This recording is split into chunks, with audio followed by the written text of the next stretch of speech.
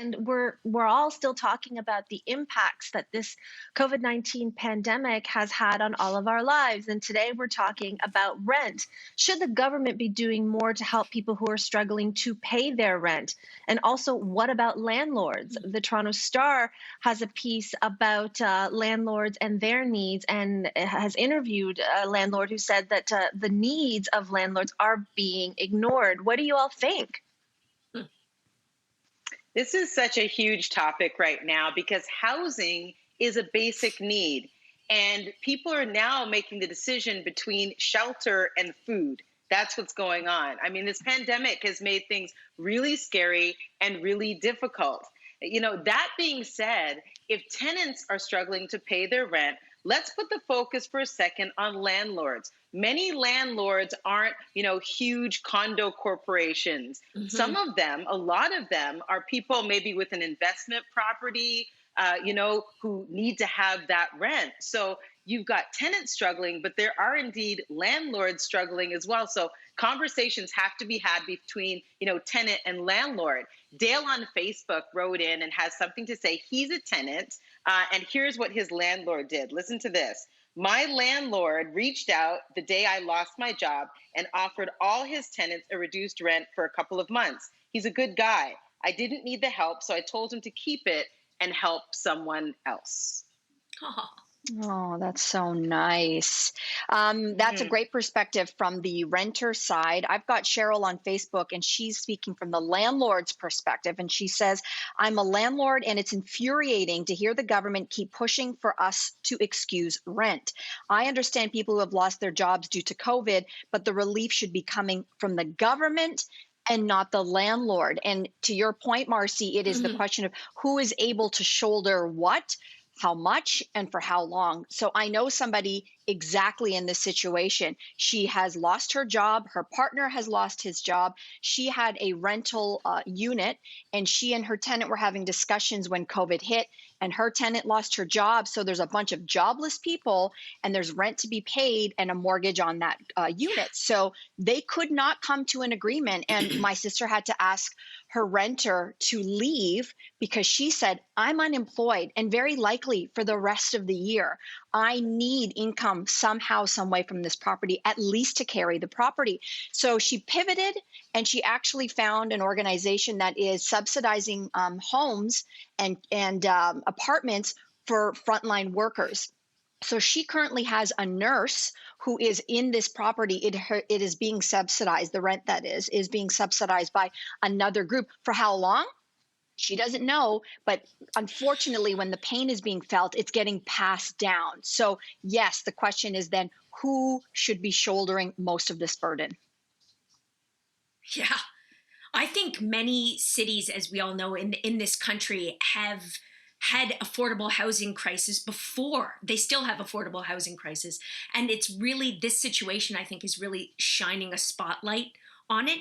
I mean, even in my neighborhood and in cities like in BC as well, like I'm talking about Vancouver, where people are paying rent that's more than the 30, you know how it's the suggested we're supposed to put 30% or less of our income aside to cover housing. Well, in the neighborhood I live in, which is in the west end of Toronto, it's like 50% of your income. Basically, one paycheck goes towards your rent.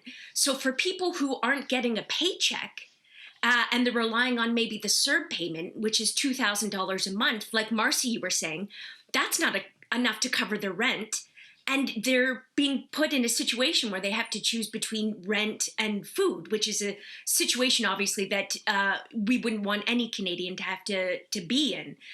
So I think it's, in a way, I hope that the fact that there is a spotlight right now on this affordable housing sort of situation in across the country, that's maybe it will be taken more seriously moving forward. But you know who I don't have any sympathy for? Those mini empire landlords. They're in my neighborhood where they basically stockpile or hoard properties that were once affordable housing units. They slap on a coat of paint, they kick out the tenants, and then they bump up the rent to be double. And now, I'm guessing they're in a lot of trouble, and it's very hard to feel sympathetic towards them. I hear you, Jess, completely. And I think it's interesting when you bring up the cost of living and the cost of rental units across Canada. There's a huge range that you can see. Like in places like Toronto and Vancouver, it is close upwards of one bedroom is hovering around the $2,000 mark, obviously give or take a little bit depending on the area. Whereas you get into some smaller neighborhoods, I think in parts of Quebec, for example, an article I read, that their mortgage is going to be under $1,000. So that government check, it means a different thing depending on what neighborhood or city you live in. And I don't think there's a lot of attention being drawn to maybe that there needs to be more depending on the neighborhood. Because what I start to think about is the ripple effect of this. So if you have more and more tenants not paying their rent, and really they're not allowed to evict right now, and then you have homeowners who have a secondary home, maybe they're going to default on their mortgages, and I know there's some grace period being given by banks, but eventually what's going to happen? I can see down the road a little bit, and I think this will shift the housing market, and in the end maybe that's what we do need in order for renters to have more affordable rates and people be able to get into the housing market and so on. I want to leave the last word to Yvonne on Facebook, who said, we rent out a basement suite downstairs. Our tenants are still working, but if they would stop paying rent, we'd be in big trouble. As my husband lost his job due to COVID, and we cannot defer our mortgage as it is a line of credit. So that's an interesting scenario as well for people who are using a line of credit and that you can't defer on. So the implications of this are huge.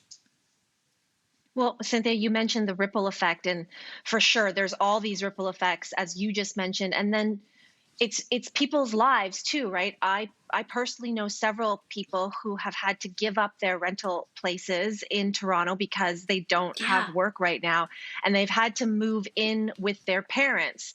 And they had a life plan, like a career plan, a job plan. They're in their mid to late 30s.